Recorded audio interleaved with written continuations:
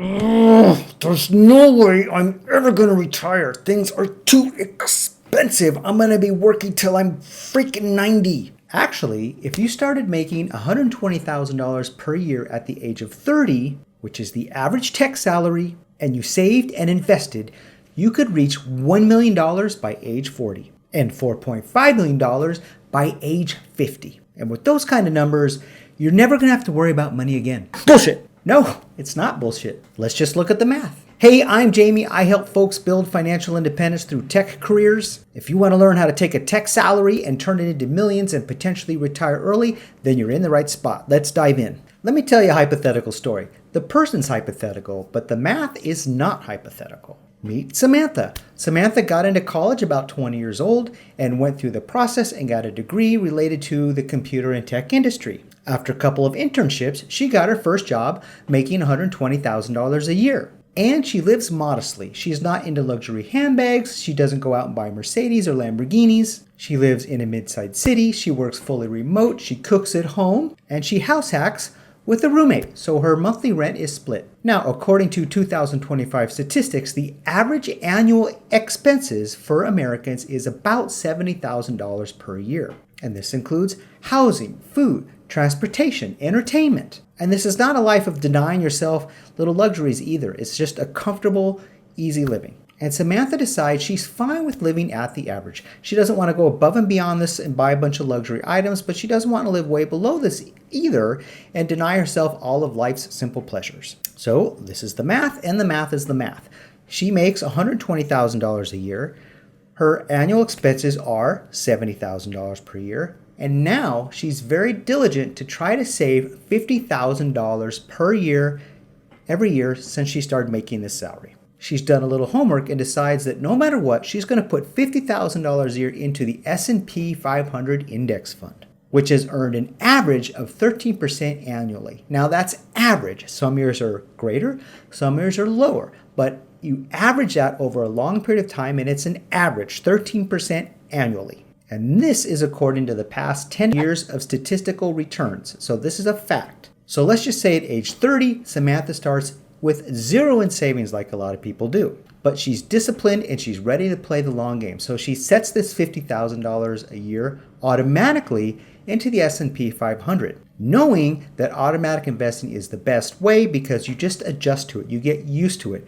It's like paying taxes. You know you're going to have to pay them no matter what, and you always figure out a way to survive with this unmovable expense. Now, in this scenario, and let me show you the math using a simple compound interest calculator, Samantha starts with zero. She puts in $50,000 for 10 years. She earns an average of 13% per year, and she hits $1 million by age 40. So I want you to let that sink in for a minute. $1 million in 10 years by age 40. Very young to have that much money. In fact, Samantha would be in the very small percentage of people who have $1 million by age 40, statistically across America.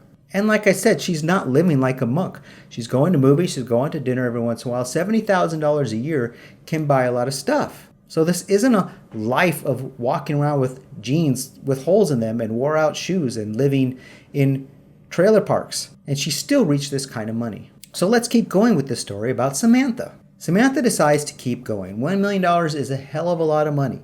But to be super safe, she wants to keep going to pad it to the point where she absolutely never has to worry about money as long as she lives. So she just keeps going and following her same plan. If Samantha keeps going, she will be at $4.5 million by age 50. $4.5 million bucks. So even if now she moves everything to something super duper safe and is only earning 10% a year on her $4.5 million, she is now earning $450,000 a year passively on top of her $4.5 million. So she really never has to touch that $4.5 million. And if something catastrophic happened, like some really devastating medical expense, or she had to move or something like that, she still has the $4.5 million to dip into. But odds are she's just never going to have to.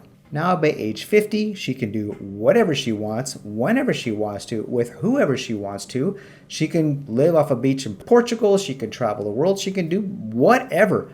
Ultimate financial and time freedom. So here's the moral of the story. You don't need an inheritance to have this kind of money. You don't need to win the lottery. You don't need to be a professional football player. You don't need to break into Hollywood.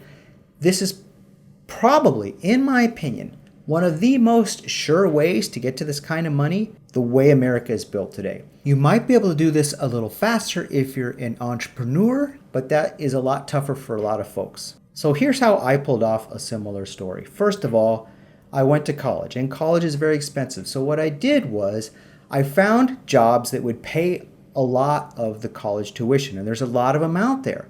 The other thing I would do is I surveyed the job landscape, and I was like, what is paying very well? What is high in demand? And what do I already have a background in? Because I was age 40 before I figured all this stuff out. So I was doing graphic design, and I decided I could use that to move into UX design. The next thing you're going to have to do is understand how finances work, and you're going to have to stop being afraid to invest. If you have a job, be it an accounting clerk or even, I swear to God, even working at Lowe's, your job is probably harder to figure out and learn than it is to understand investing. It is just not hard to do, but a lot of people are terrified of it because it's filled with jargon.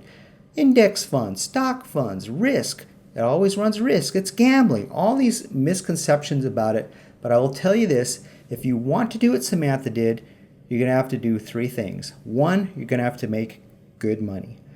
Two, you're going to have to live frugally. And three, you're going to have to invest. It's like fire. You need all three elements for it to ignite. Now, of course, there's going to be a lot of things that could happen. Samantha could get laid off. Of course. Samantha could get sick. Of course. But this is a fundamental blueprint so you can start crushing your limiting belief that this is impossible. Being a millionaire is just only for rich people. It's only for trust fund babies. It's only for celebrities. It's only for professional athletes.